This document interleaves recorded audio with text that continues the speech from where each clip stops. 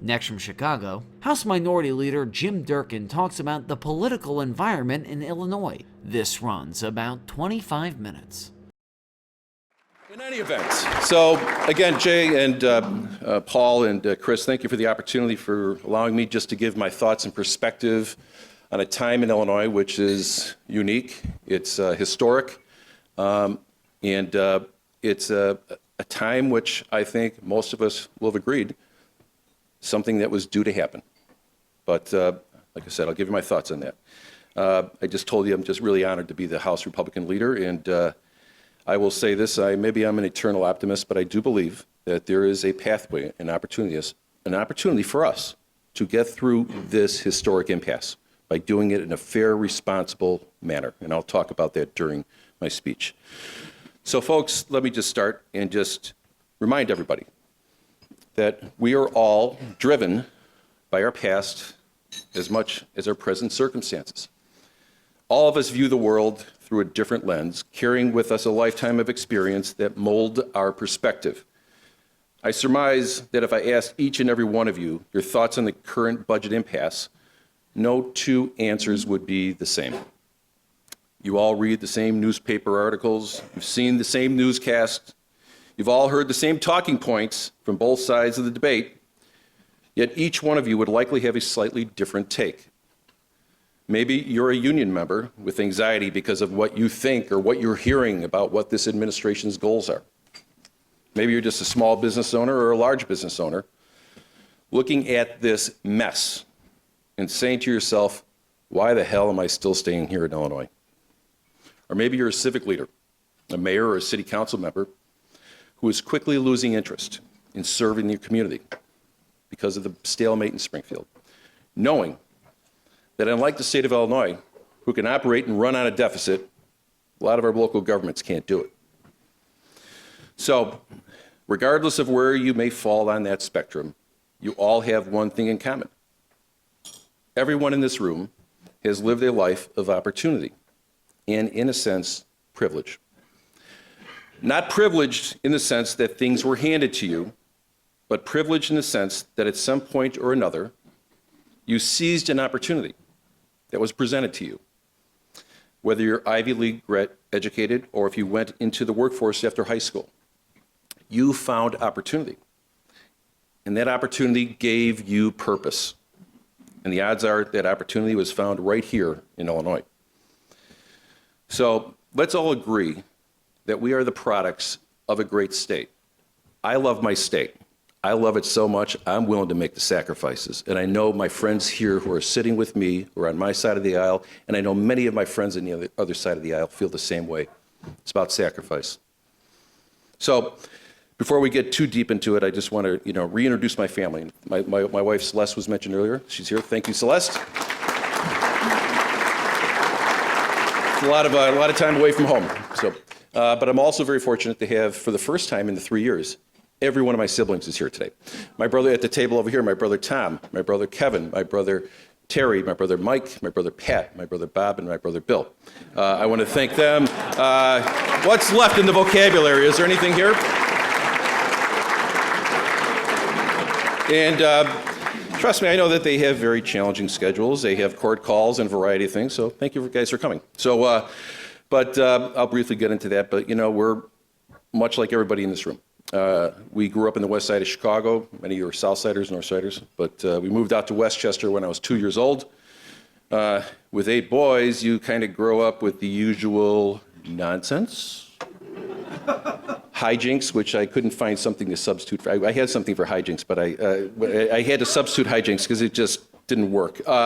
And the usual unnecessary competition about everything and nothing, with the occasional brawl and the occasional bad attitudes. Sound familiar, guys? Sound like 10265 Canterbury Avenue in Westchester, Illinois. But being of Irish heritage, it doesn't quite help that equation. Now, I did speak about privilege, but my brothers and I were very privileged to have 2 amazing and dedicated parents who instilled within us the foundation for success. And with that came opportunity through education and employment in the state of Illinois. Opportunity in the state of Illinois. Now, my counterpart, Speaker Madigan, grew up in a neighborhood not too far from where I was raised, where I presume he was immersed in a similar Irish Catholic family setting with similar values. We do share things in common from our upbringing, and we both, one of the things that we share, and I think it's universal, is that we both care about the middle class and agree that the middle class should grow and thrive. But this is where our viewpoints diverge. When Speaker Madigan talks about his protection of the middle class, he's omitting the fact that the foundation of the middle class wasn't built on public sector jobs. In Illinois, middle class was built by our manufacturers, small business owners, and our agricultural committee, not the state, not the city, or county governments. It was built through a broad diversity of skills and strong private sector economy.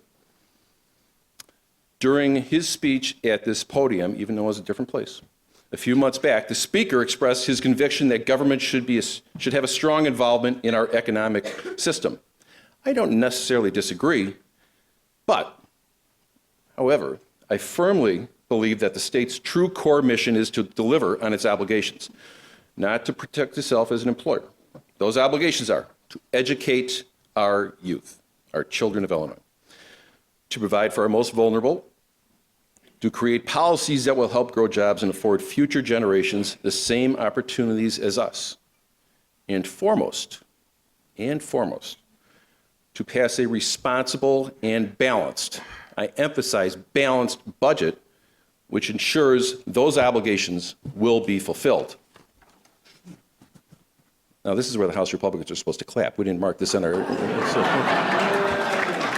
All right. Hey, Wheeler, I'm watching you. All right. A little late. Points against, young man. All right. Anyway, just a few days ago, we had the honor of the president visiting us in Springfield. It was exciting to see him. It doesn't make a difference what party you're with, but the fact is that one of our own actually went to Washington. Not only went to Washington, but as the President of the United States. So it was a true honor for him to join us and to hear his thoughts. And what was the message of the day from the President is that he brought with him the message of civility and a better politics. But for those of you who know me, you know of my strong conviction that civility will never be lost. We speak with passion and determination of the floor of representatives, but we are also civil. And we're very professional. Now, I agree with the President when he said that there has been a decrease in bipartisan camaraderie in recent years, and that's very unfortunate. I've witnessed it firsthand back in the times I started back in 1995, where there was a time where we did break bread. We would socialize. Those days are over. But that's unfortunate, but I'm here to say that that's basically the byproduct of the gotcha politics, the political male peace votes, and the never-ending class warfare votes staged in the House chamber. This endless practice doesn't help our state nor our residents. That being said, what's happening today won't simply be solved by a better politics. Our politics here in Illinois have never been pretty, but Illinois thrived for the better part of a century in spite of its politics due to a wealth of natural resources, human capital, geographic advantages, and a healthy industrial and agricultural community. So what's changed? We still have an abundance of natural resources flowing through and sitting below our great state. We have a wealth of highly trained workers who want nothing more than a stable job. What has changed is our economy, and our policies have been forced through a political blender that's created a patchwork of Band-Aids, quick fixes, and short-term solutions aimed at solving single problems, rather than creating a forward-thinking strategy that solves real problems and creates real solutions. But let's be honest, our past policies are myopic. They're rooted in the archaic belief that government can and should be all things to all people. These policies are entrenched in a belief that Illinois is a vacuum where people will tolerate higher taxes through property taxes, income taxes, sales taxes, fees, service taxes, tax this, fee this, whatever, we've seen it, and that people will just accept it. I'm here to say that those days should be over, and like it or not, the fate of our middle class is directly tied to our policies. So, to my Democratic colleagues, please hear this. Changing the status quo in Illinois won't hurt the middle class. It will save the middle class.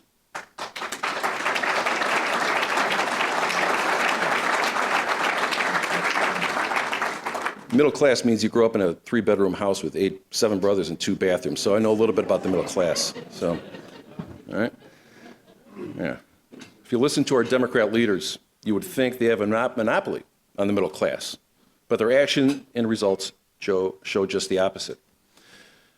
For the past 13 years, Illinois has been besieged by record unemployment, unpaid bills, underfunding of our pension systems, and more taxes.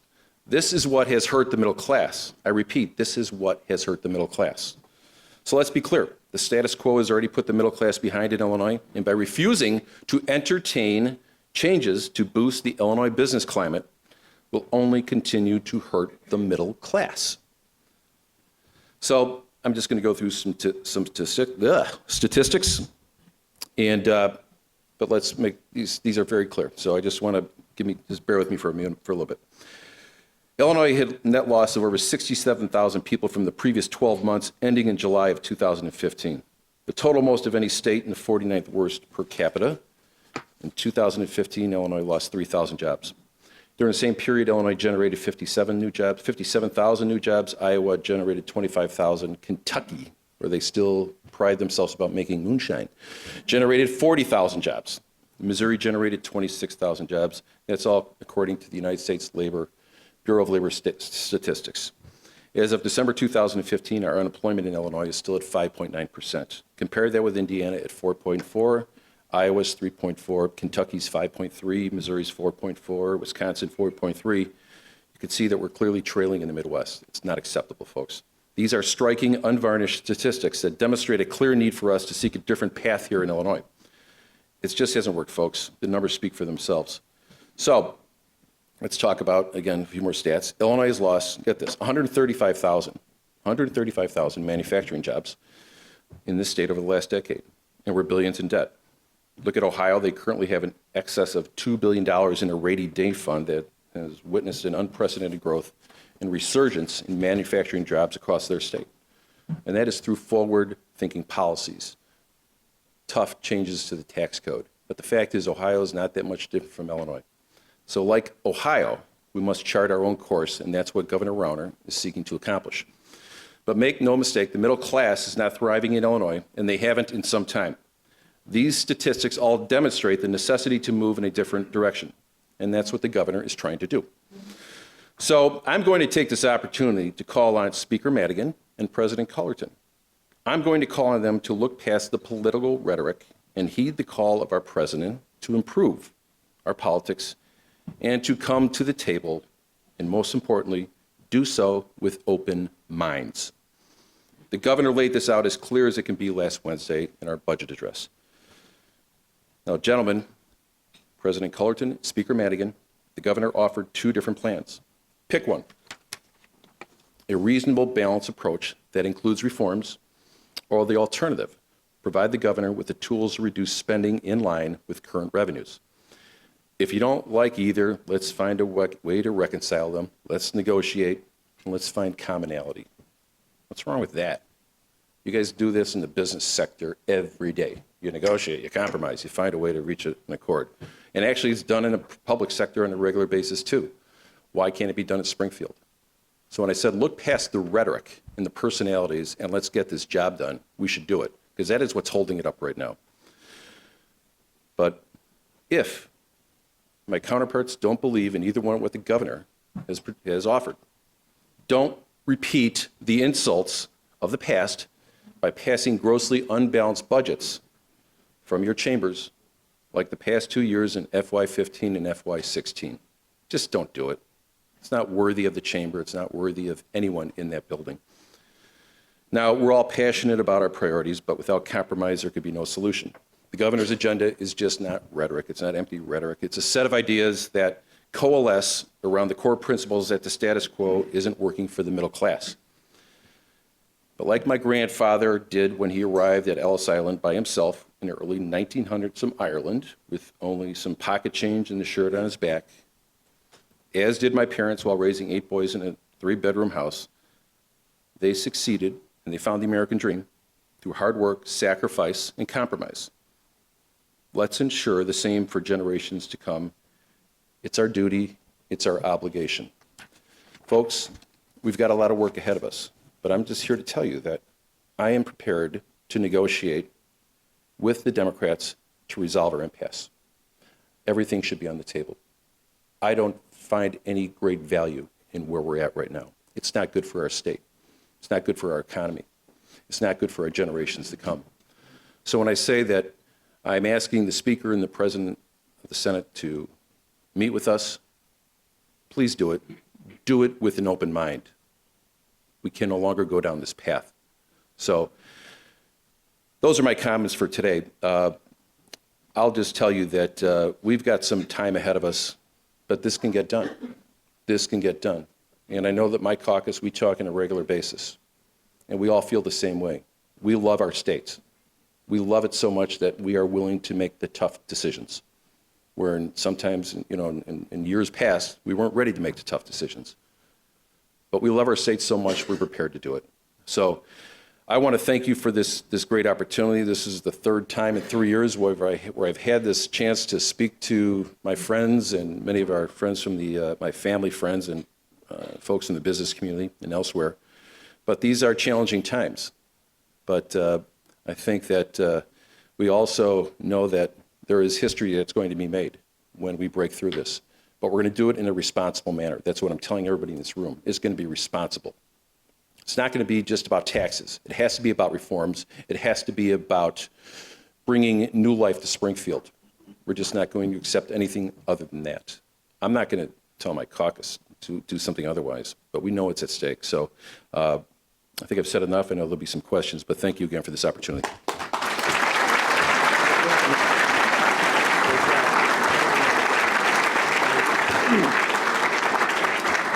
All right, folks, so on your tables, I know some of you have already been filling them out. We've got the question cards, and we do want you to sign your question cards so we know where they're coming from.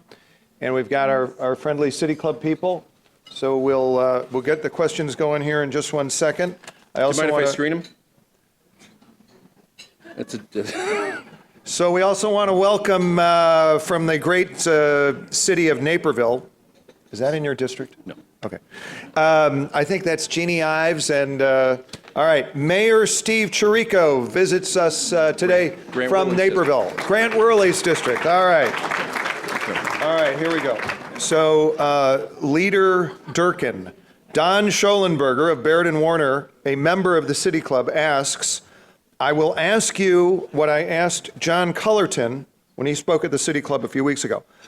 Is there any answer to the budget problem other than Bruce Rauner caving in to Mike Madigan? I don't know if that's rhetorical or not, but all right, let's do the best we can. No one has to cave. No one has to cave at all. When you negotiate, you compromise. Compromise isn't caving. And I know that the governor, I'll be quite honest, the governor has already stated that I'm willing to work with the Democrats on what has been traditionally been their priority. That's revenue. But the fact is, you need something in return. If the governor is willing to work with them on revenue, the Democrats need to work with us on our priorities, on certain reforms, whether it's workmen's compensation reform, real property tax relief. Those are things that we have to find some type of common ground. But it's a two-way street. I mean, and I'm having it's fascinating to watch this, but I think at times some of my friends who are running the chambers, they don't recognize that a Republican was elected to the mansion a year and a half ago. But the fact is, you have to negotiate. You've got to, if you don't, use your supermajority, pass what you want, but that has not worked. So my advice, everybody needs to, again, as I stated in my speech, let's look past the rhetoric, the emotions, and let's start crafting a budget which is responsible when it's balanced. I mean, it's almost like a foreign word sometimes to say or even to suggest, or it's even shame on me for suggesting that we need to pass a balanced budget. But the fact is we have to. It's, it affects our credit ratings, and we all know what happens on that. But there's no reason why we cannot compromise, whether it's on reforms on our business community, how we operate and how we conduct our business in Springfield. but also talking about what the priorities for the majority party is. That's how you get through it. But again, I think there's a lot of personalities in here that are kind of driven, that are not willing to budge too much. But I know through my meetings that there is a willingness on our side of the aisle to negotiate, and also to find a way through the impasse. But I don't believe caving in is the appropriate way to talk about negotiations. There is no caving in. We're not going to cave in, but I believe that we can compromise. That's what you do as adults. That's what you do when you negotiate, whether it's in a private sector or also in a public sector. Okay, John Schomburg of Clark Hill, also a member of the City Club. Leader Durkin, same issue of Governor Rauner and Speaker Madigan in the middle ground. He asks you to address the issues of workers' compensation and the causation element of that, and also the governor moving off of collective bargaining reform. Can they agree on any of these things? Well, I think that workmen's compensation reform, the last time we took a crack at it was about 5 years ago. It made some improvements, but not enough. As I told you, I travel the state, and one of the things that I hear day in and day out, whether it's from Caterpillar or small manufacturers, small businesses, that the rates are still too high. So we have to be able to find out what the problem is. The problem is it's a number of things, whether it's causation, meaning what percentage of the injury was job-related. You hear the anecdotal stories about the guy who pulls a hamstring over the weekend and shows up at work and takes a dive. I mean, those are the things that I think can be addressed quite easily. Causation seems to be something that is a sacred cow for many of my friends in Springfield, particularly when it comes to the unions and also the trial lawyers. But there are many other issues we can deal with on comp, whether it's going and adopting AMA guidelines, looking at certain types of rates. But there's a host of things that we can still do within the work comp system that I believe we can make incremental progress. It's not caving in, it's incremental progress. The governor has stated that the collective bargaining reforms are no longer, I believe, are priorities for him, but they will be at some point. So I will trust the governor at his word. But I do believe that if we are going to be asked to make tough decisions, Republicans are saying one thing: help us pass workmen's compensation reform, give us some relief.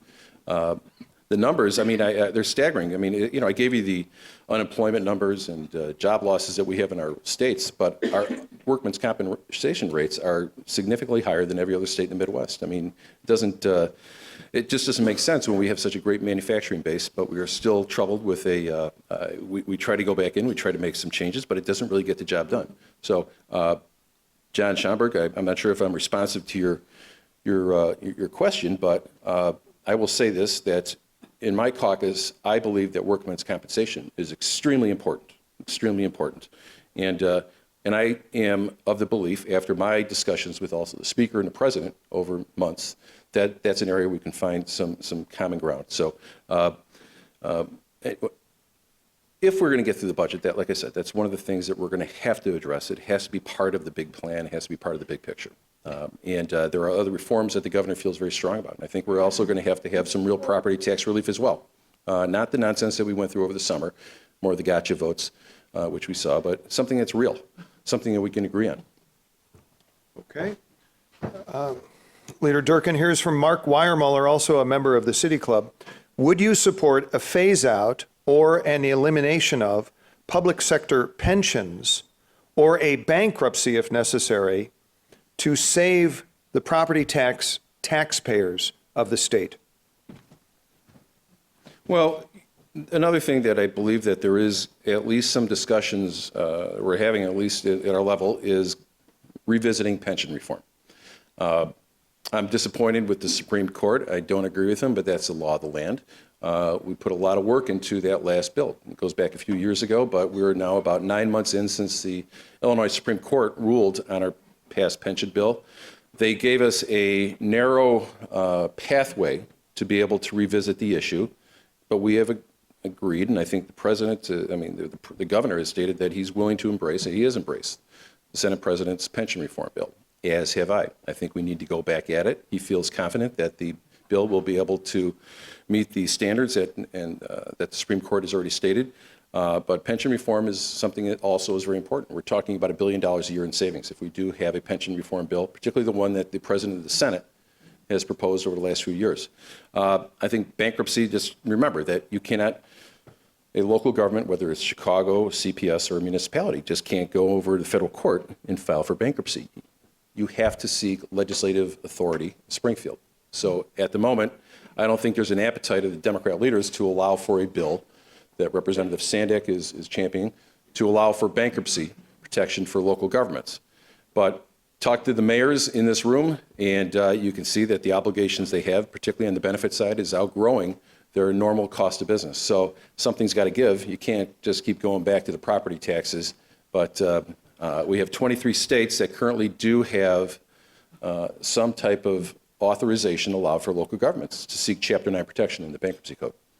It cannot be dismissed. Now, there's been a lot of people talking about, bankruptcy with Chicago, but the fact is you can't force bankruptcy. It's a voluntary action. It's something which, if the situation came to that point where there is absolutely no other place to go, I believe that it's something that should be considered. It should not be summarily dismissed, which it has been for some time. Right. Leader Durkin, Michael Casa of the Downers Grove Economic Development Commission, a member of the City Club, asks if you would please give your analysis of the current state of the race for the Republican presidential nomination. From what I understand, that Donald Trump is ahead. I'm not with anybody in this time. I did this twice before, and gosh, it is a headache. Putting presidential candidates on the ballot. So let the chips fall where they may. I will just say this, whoever comes across, I will be supporting. But I think that this is going to still be a fluid process. When people drop out, that means there's a constituency that's going to fall in line with another one of the candidates. So the numbers are going to still make their way. But right now it appears that Mr. Trump is obviously quite well ahead. Let's hear it for Jim Durkin. Thank you, Chris. Hold on, don't go anywhere. Hey. Don't go anywhere.